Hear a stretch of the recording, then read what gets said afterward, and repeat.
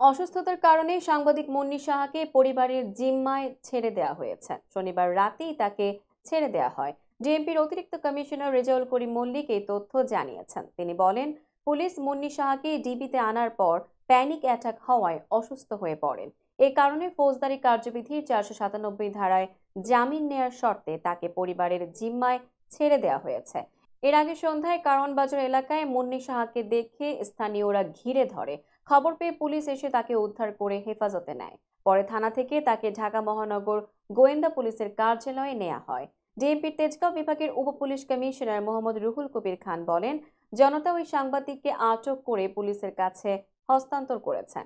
গত জুলাই আগস্টে ছাত্র জনতার আন্দোলনে রাজধানীর যাত্রাবাড়িতে গুলিতে শিক্ষার্থী নাইম হাওলাদার নিহতের ঘটনায় একটি মামলা হয়েছে। গত 22 আগস্ট যাত্রাবাড়ি থানায় ওই মামলা করেন নিহত শিক্ষার্থীর বাবা মোহাম্মদ কামরুল ইসলাম।